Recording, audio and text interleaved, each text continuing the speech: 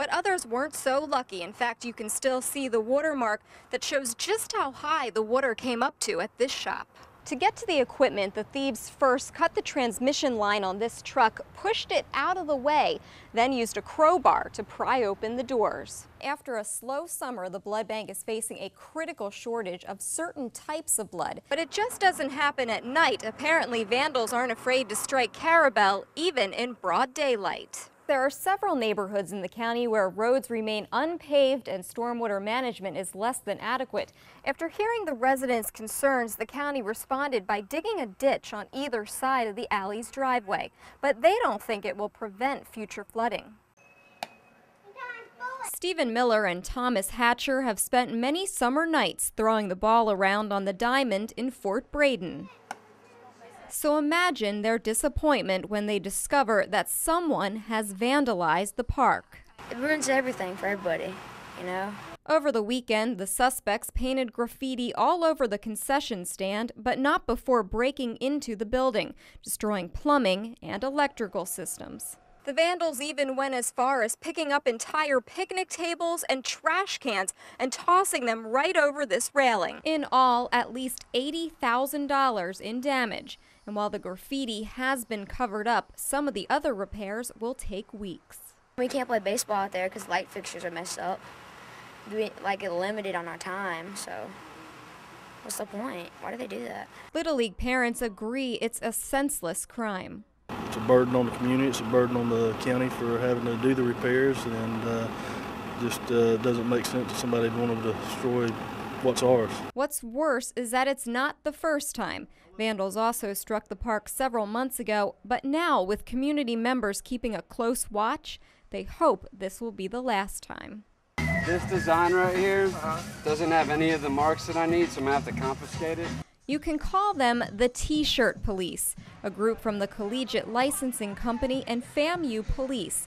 They're on the lookout for merchandise with counterfeit FAMU logos and symbols, anything that doesn't have the proper FAMU trademark or authentic design. It's part of a new initiative aimed today at game day vendors. We're not out trying to close anyone's business, but what we want to do is just to have everybody legal. We want to protect the alumni, the students, the fans. We just want to, and the university as a whole. University officials say they lose thousands of dollars when vendors sell counterfeit goods. Now, all vendors must be licensed and sell the approved FAMU designed gear, with a percentage of sales coming back to the university. If I just ask you this one time to take these down and not sell any of these, I'm not going to confiscate them. So far, police say they've only found a few counterfeiters on campus, but vendors say it's pretty common. It's different people out there. Everybody trying to make a living, you know what I'm saying? That's what it's all about, you know what I'm saying? Some people can't afford to go the right route, so they take the other route. But with police on patrol at every game, the right route is now the only route. In Tallahassee, Rebecca Baer, ABC 27 HD. Business owners at Lake Ella say they've never seen anything like it. After taking a pounding from Tropical Storm Faye, the lake is still overflowing. And over the weekend, the rising water wreaked havoc on nearby businesses. We ended up being dry, but we took everything out and we're now reloading everything. But others weren't so lucky. In fact, you can still see the watermark that shows just how high the water came up to at this shop.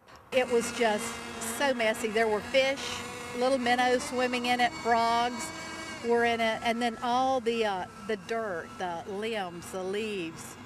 And so we've had to just keep working and working just to find the carpet. Like other nearby shops, Sweet Stuffins has been closed for nearly a week. And while staff is taking some orders over the phone, they have had to cut back on hours. Several days, without customers, and that kind of hurts the employees. And while the flooding will put at least one shop here out of business, most expect to reopen soon, especially with a little help from the community. It was just great having to clear out my store and finding people on my doorstep who I've never, well, I guess I've seen before, but I didn't know, who just wanted to help. People were driving up with sandbags in the back of their cars going, "We had extra sandbags and we heard about you on the radio. I thought you'd like these." Now they hope those same people will return and support them again as customers. In Tallahassee, Rebecca Baer, ABC 27 HD.